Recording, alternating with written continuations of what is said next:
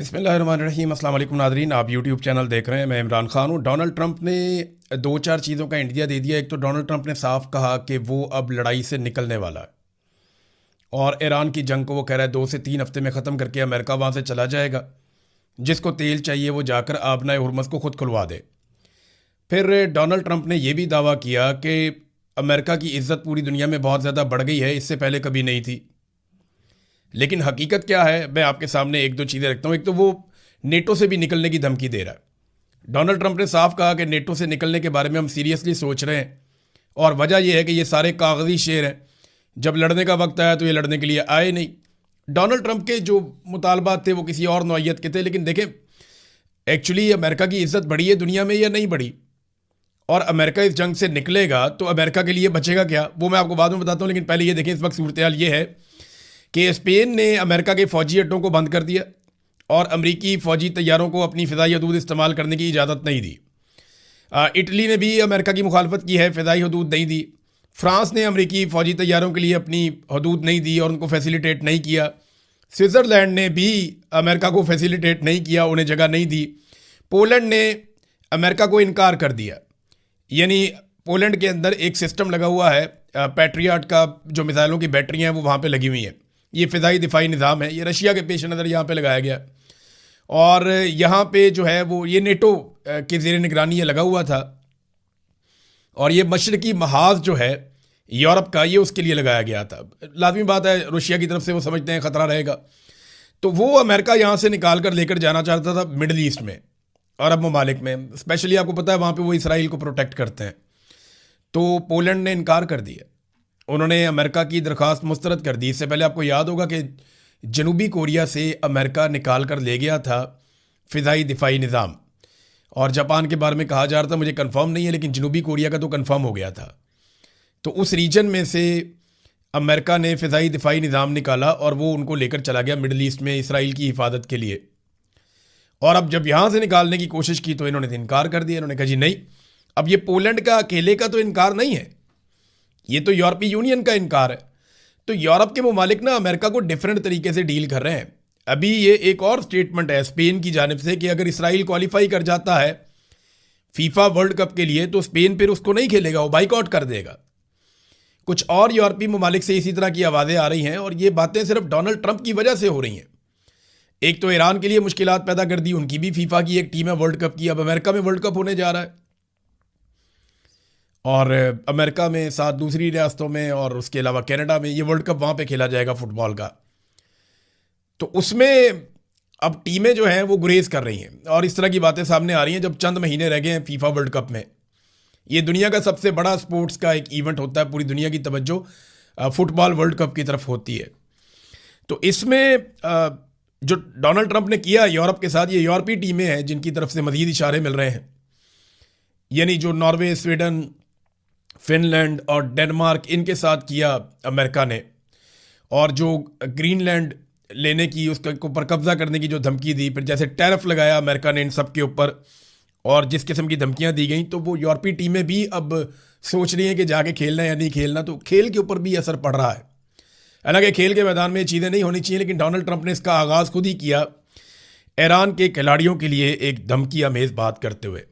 अब आ जाए इस बात पे, अगर डोनाल्ड ट्रंप ये लड़ाई बंद करके निकल जाता है तो यूरोप के साथ क्या होगा, और बाकी ममालिक क्या जाके वहाँ पे लड़ेंगे और लड़के अपने हुर्मुज़ को खुलवाएंगे? नहीं।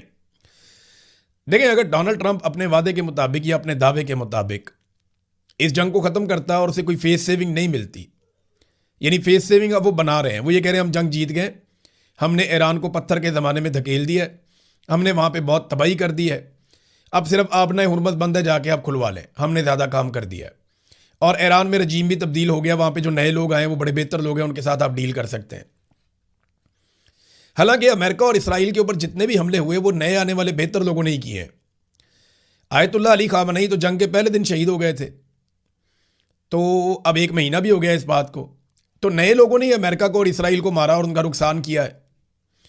अगर अमेरिका निकल जाता है और लड़ाई बंद हो जाती है तो यूरोप, अरब ममालिक, चाइना, रशिया, ये रूस के साथ बैठ के बड़े आराम से अपने हुर्मुज़ को खुलवा लेंगे नई शराइत के तहत, और कुछ शराइत ईरान की मान ली जाएंगी, कुछ बाकी लोगों की मान ली जाएंगी। सबको कुछ ना कुछ मिल जाएगा। ईरान ने तो बड़ा कैटेगोरिकली कहा है कि आबनाए हुर्मुज़ जो है वो ऐसा समंदर नहीं है जो एक आलमी रास्ता है, ये मलकियत है ओमान की और ईरान की। याद रखिए कि ओमान ने अपने आप को इस लड़ाई से बड़ी कामयाबी से अब तक बाहर रखा है।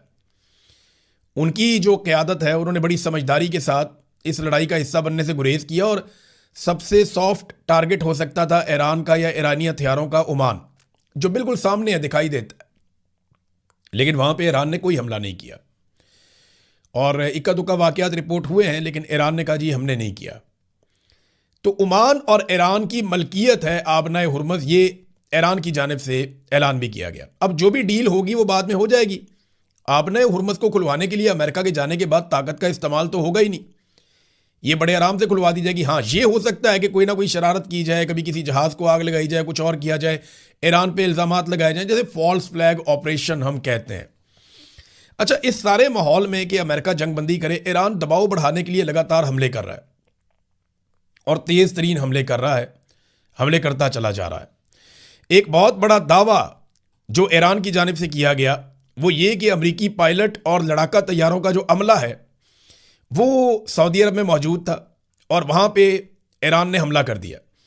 और दावा ये किया है कि सऊदी अरब का एक इलाका है अल खरज, वहाँ पे 200 अमरीकी पायलटों और अमले की जो रिहाइश गाहें हैं वहाँ पे मिसाइलों और ड्रोन से उनको निशाना बनाया गया है।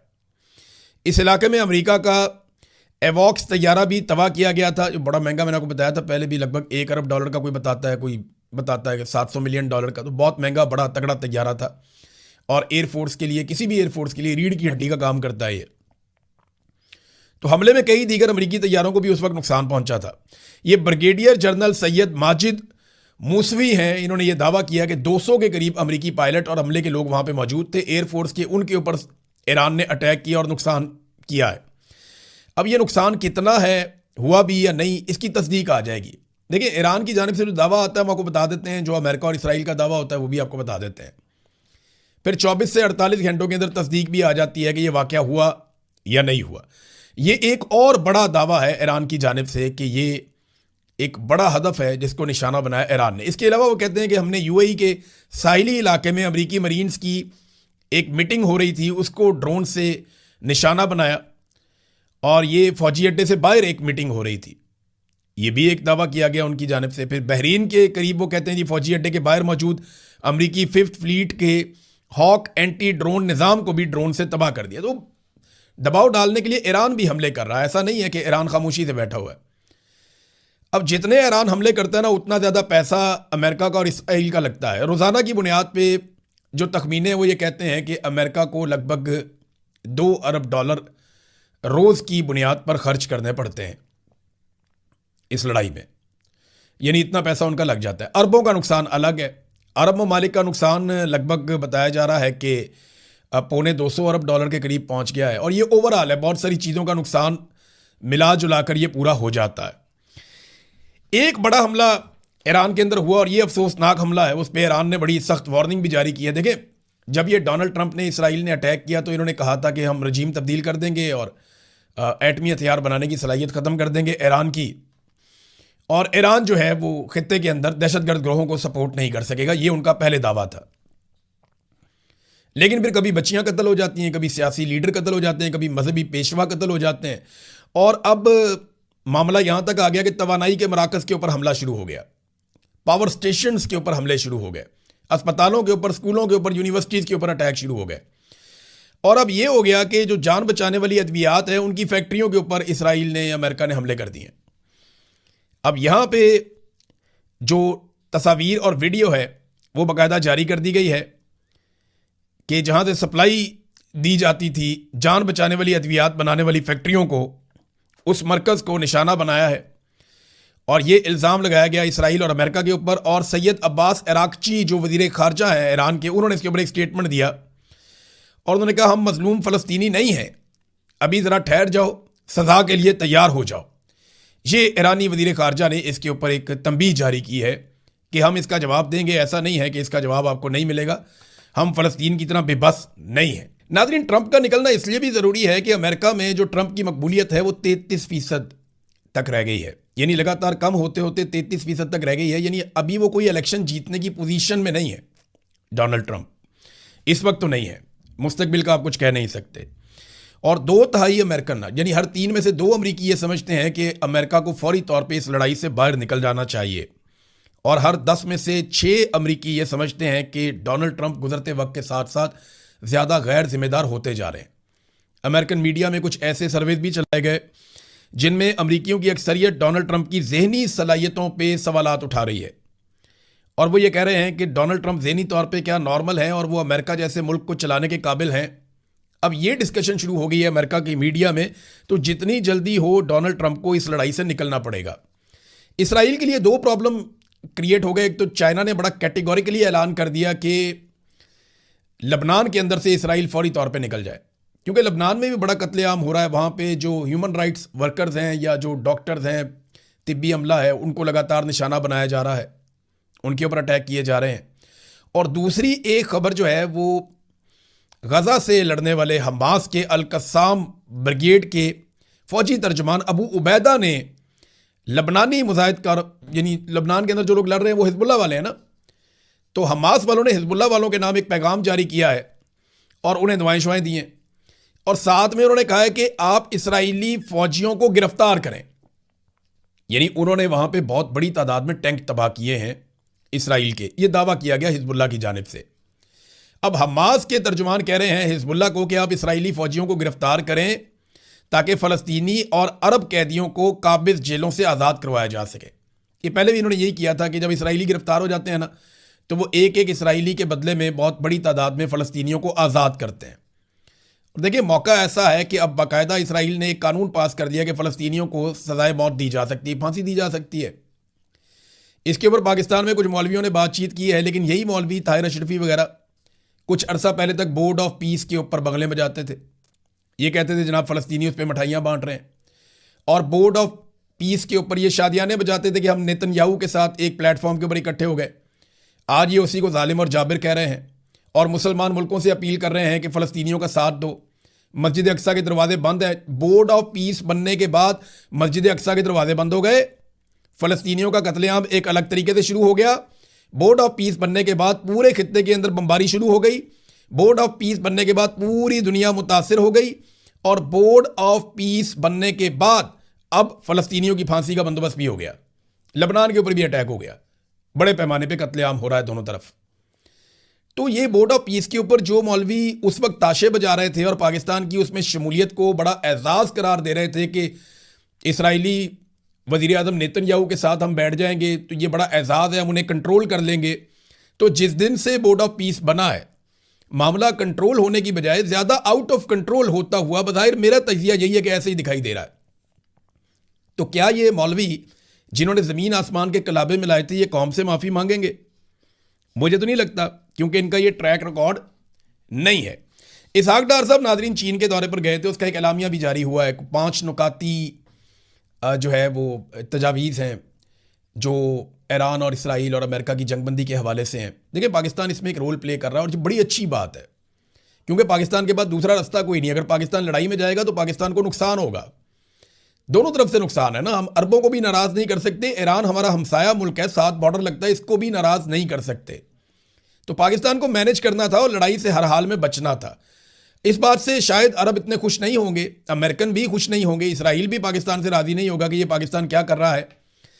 लेकिन जब चाइना गए इसहाक डार साहब, तो मेरे सोर्सेज ने 2 डिफरेंट सोर्सेज हैं जिनसे मैंने ये इन्फॉर्मेशन इकट्ठी की है। देखिए, मैं खबर पहले भी दे सकता था, लेकिन आई टुक माई टाइम, मैंने कई घंटे लिए इसके ऊपर और फिर मैंने मुख्तलिफ लोगों से बात की तो खबर एक और भी निकली है। चाइना ने तहफ़्फ़ुज़ात का इजहार किया है कि पाकिस्तान और अफ़गानिस्तान के बीच में जो चल रहा है, चाइना ने इस रीजन में अरबों डॉलर्स लगाए हैं।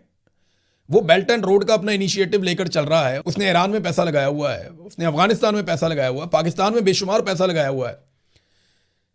इस खित्ते के और ममालिक के अंदर सेंट्रल एशिया तक चाइना ने इन्वेस्टमेंट की हुई है। बांग्लादेश में पैसा लगाया हुआ है, श्रीलंका में पैसा लगाया हुआ है। तो वो नहीं चाहेगा कि यहां पे एक लड़ाई की नज़र उसका पैसा हो जाए या उसके पैसे ज़ाया हों। अरबों डॉलर चाइना ने लगाए हुए हैं। और अफगानिस्तान ने भी चाइना को ब्रीफिंग दी है, चीज़ें बताई हैं, और पाकिस्तान को चाइना ने फिर कहा है कि यह मामला बातचीत से हल किया जाए और जंग की तरफ ना जाए। चाइना के तहफ़्फ़ुज़ात हैं। इससे पहले आपने देखा था कि सदर भी गए थे चाइना की एम्बेसी में, वहाँ पे उन्होंने एक दौरा भी किया था। ये मामला उस तरह नहीं है जैसे आपको दिखाई देते हैं। चाइना की एक आदत है, बहुत सारे लोगों के पट्टे खोल दिए गए हैं। जनाब इमरान रियाज ने खबर दी इस पर हमला कर दो, वो स्टैब्लिशमेंट के सारे टाउट मेरे पीछे पड़ गए। भाई मामला ये है कि चाइना फेस सेविंग देता है हमेशा। चाइना अगर कभी आपसे नाराज भी होता है, और ये बात पीएमएलएन के लोग या ये दानिश्वर पहले माजी में कहते रहे हैं कि चाइना कभी भी ओपनली अपनी पॉलिसी नहीं बताता, या अपने दोस्तों के खिलाफ कोई चीज़ उसके पास होती है तो वो उसको इस तरह एक्सपोज नहीं करता, वो फेस सेविंग देता है और मामला हल करता है। चाइना को तहफ़्फ़ुज़ात हैं और चाइना चाहता है कि पाकिस्तान और अफगानिस्तान के दरमियान बातचीत के जरिए मसला हल हो। अफगानिस्तान समझता है उसके साथ ज़्यादती हो रही है, पाकिस्तान की हुकूमत ये कहती है हमारे साथ ज़्यादती हो रही है, जबकि हम सब ये जानते हैं कि जब से डोनाल्ड ट्रंप ने बगराम एयरबेस मांगी है तब से लेकर अब तक ये मामला शिद्दत इख्तियार कर गया है। लेकिन दहशतगर्दी के खिलाफ तो जंग पाकिस्तान 20-25 साल से लड़ रहा है, बल्कि आज तो इससे ज़्यादा टाइम हो गया। तो पहले आप ये क्यों नहीं करते थे, एरियल स्ट्राइक और जाके वहाँ पे हमले क्यों नहीं करते थे? ये अब आपने क्यों किए हैं? ये पॉलिसी क्यों शिफ्ट की है? डोनाल्ड ट्रंप के स्टेटमेंट के बाद की है। ये जब चाहेंगे फिर मिलिट्री एस्टेब्लिशमेंट पॉलिसी बदल देगी कि नहीं जी, कल तक वो मुजाहिद थे, जहादी थे, वो तालिबान बहुत अच्छे थे, गुड तालिबान थे, आज वो बहुत बुरे हैं, आज मारो उनको। कल फिर कोई इनको आसरा लग जाएगा, नहीं जी आज फिर वो बहुत अच्छे हो गए हैं। तो इनका कोई डायरेक्शन नहीं है, ये डायरेक्शनलेस है। तो ये लीडर्स को फैसला करना चाहिए। बंदूक बरदार जब फैसला करते हैं तो प्रॉब्लम हो जाती है। बहरहाल ये जो एलामिया है वो अलग है, लेकिन चाइना का मुतालबा वो रिपोर्ट भी हो रहा है। अभी थोड़े दिनों में आपको बहुत सारी चीज़ें नज़र आ जाएंगी और ये खबर की बड़ी वाज़ेह तस्दीक भी हो जाएगी।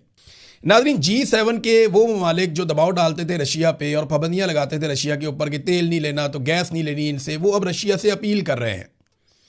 और दुनिया के अंदर जो तेल की कमी हो रही है उसमें रूस के लिए मदद की अपील की गई है कि रशिया तेल बेचे, उसके ऊपर पाबंदियाँ भी उठाई गई हैं। लेकिन रूस ने 1 अप्रैल से लेके 31 जुलाई तक यानी 4 महीनों के लिए गैसोलीन को एक्सपोर्ट ना करने का फैसला किया। इससे बहुत दबाव बढ़ेगा दुनिया पे। तो रशिया ने मौका देख के चौका लगाया, उसके ऊपर अब रिक्वेस्ट कर रही है दुनिया। ये G7 ममालिक जो हमेशा हमेशा दबाव डालते थे रशिया के ऊपर, बाकी ममालिक के ऊपर, तो आज वो खुद दबाव में आ गए हैं। सूरत ऐसे ट्विस्ट हो गई है। नाज़रीन, अब 2 खबरें पाकिस्तान के अंदर से। नंबर 1 तो ये है कि इमरान खान साहब की रिहाई के लिए जो नाम लिया जा रहा था कि रिहाई फोर्स, रिहाई मूवमेंट चलने वाली है, वो बन रहा है मामला। वो मामला वफाकी आईनी अदालत में चला गया। आपको पता है वहाँ पे कौन जजेस बैठे हुए हैं, उनको कैसे बैठाया गया 27वीं आईनी तरमीम के बाद। तो उन्होंने नोटिस जारी कर दिया सुहेल अफरीदी को। हालांकि इन्होंने अभी तक बाकायदा किसी फोर्स की अनाउंसमेंट ही नहीं की। उन्होंने कहा जी एक कैदी जेल के अंदर है तो आप उसके लिए क्यों तहरीक चला रहे हैं, और कैसे आप तहरीक चला सकते हैं, और कैसे आप एक फोर्स बना सकते हैं, तो आपने क्या किया, तो इसका जवाब आप जमा करवाएं। तो सुहेल अफरीदी जवाब जमा करवा देगा जी हमने कोई फोर्स नहीं बनाई, हम तो पुरअमन तहरीक चला रहे हैं, एहतजाज करना आइन के मुताबिक हमारा हक है, हमें कोई रोक नहीं सकता, हमें लगता है उसके साथ ज्यादती हुई है। ये तो वो कर ही सकते हैं, लेकिन वफाकी आईनी अदालत को इस मामले में एस्टेब्लिशमेंट लेकर क्यों आई? मुझे लगता है कि ये जो मेंबरशिप हो रही है या प्रेशर बढ़ रहा है, नौजवान शमूलियत इख्तियार कर रहे हैं एक नई तंजीम में, शायद इससे एस्टेब्लिशमेंट को थोड़ा सा खौफ भी है। उन्हें लगता है कि अगर ये इकट्ठे हो गए वाकई में लाखों की तादाद में, तो फिर वही मुसीबत दोबारा से आ जाएगी एहतजाज की, जिससे उन्होंने माजी में बड़ी मुश्किल से निपटा है। अब देखते हैं ये इस काबिल हैं और वहाँ तक मामला ले जाते हैं या नहीं ले जाते। लेकिन इंफॉर्मेशन मिनिस्टर पंजाब ने एक स्टेटमेंट दिया था और उन्होंने कहा था कि जब पाकिस्तान में 9 मई हो रहा था तो इमरान खान के बेटे और उनकी बीवी वगैरह, उन्होंने इल्ज़ाम लगाया था कि वो वहाँ पे नाइट क्लब में थे। 9 मई जब पाकिस्तान में हो रहा था तो बरतानिया में सुबह का वक्त था। अभी आपके पास वहाँ पे रात है जब आप ये वीलॉग सुन रहे हैं और मैं इसको दिन के वक्त रिकॉर्ड कर रहा हूँ। तो 9 मई के सारे विजुअल दिन के वक्त के हैं, मैक्सिमम शाम के वक्त के हैं।